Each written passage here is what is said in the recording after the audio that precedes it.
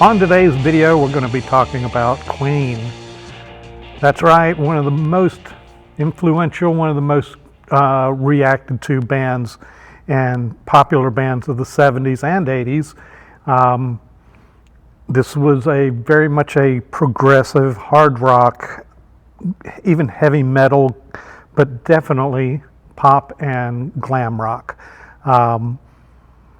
Frontman Freddie Mercury, vocals, and unfortunately died in 1991, afraid. Brian May on guitars, Roger Taylor on drums, and John Deacon on bass. Okay, before we go any further, like, subscribe. You know how to do it. Just push a button. It's very easy. It's easier than being on the Jetsons. Like, subscribe. It'll help grow the channel.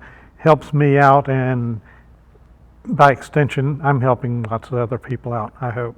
Okay, first, I think the question on everybody's mind is, if Queen Elizabeth II had not been on the throne in 1970, would they have named the band King?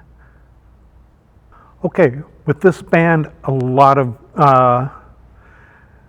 their live stuff, I have no problem with you listening to that instead of the studio. There are some exceptions. Bohemian Rhapsody, if you haven't heard about it, and you're really that uninformed, and I don't mean that as an insult, but if you're really that uninformed about Queen, that you've never heard of this song, it will be one of the songs that, if you're a reactor, you will be asked to react to. It's, in my opinion, it's their number one song. It's their best song. It's my favorite song by them.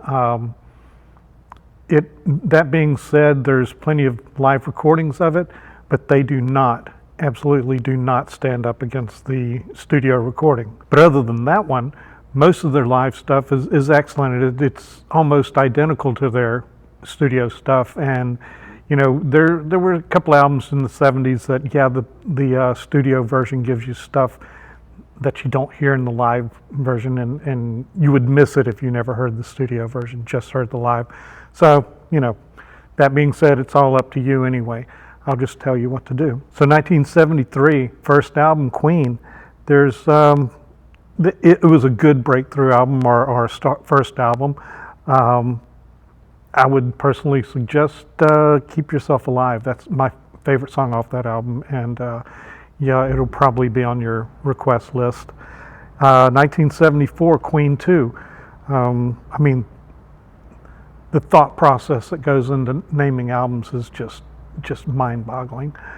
On this album, it's really their progressive rock breakthrough again. I hate to keep using that word, but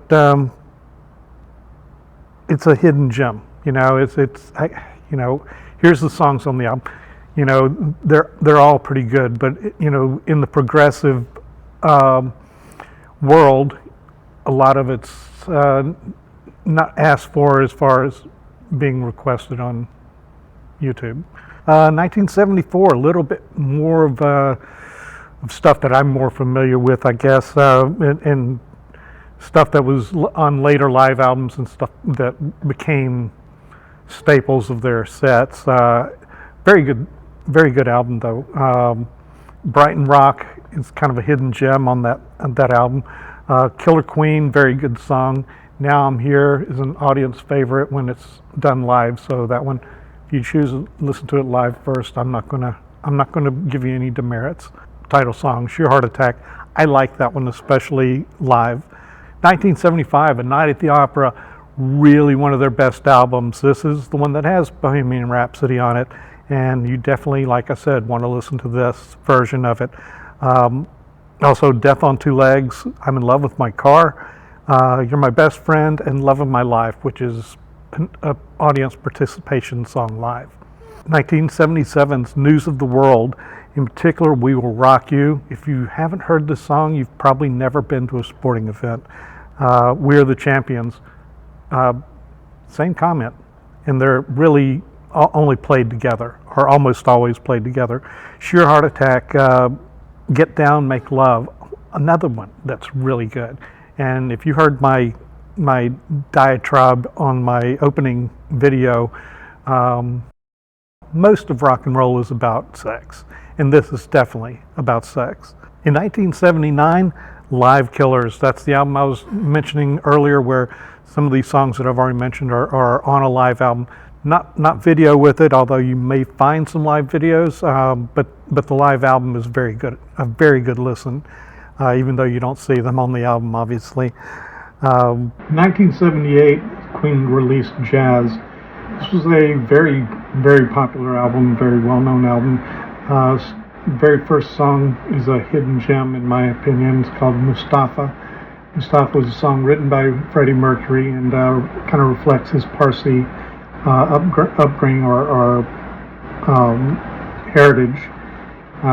Consists of English, Arabic, Persian, and possibly a few other inverted words. But it was sang live in concert a few times, but usually just the beginning was sang as an intro to other songs. Anyway, also on that album, Fat Bottom Girls, Bicycle Race, another hidden gem, and Don't Stop Me Now. Then 1980s, The Game. Little Crazy Little Thing Called Love was the standout song from this. Very, very listenable, very popular, and more of a pop song, although it was kind of a rockabilly beat. And you may have already heard it. Like I said, it was that famous. And then another very well-known and popular song was another one, Bites the Dust. This one's good live too, but if you heard it on the radio, the 1.5 million times that I did, it was always the studio version.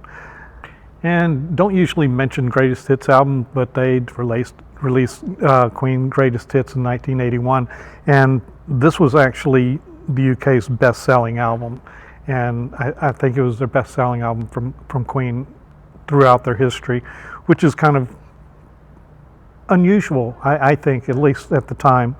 And we'll stop there as far as the studio albums, because that's really, if you're doing classic rock and you're doing songs that were through these bands' prime, then this is kind of,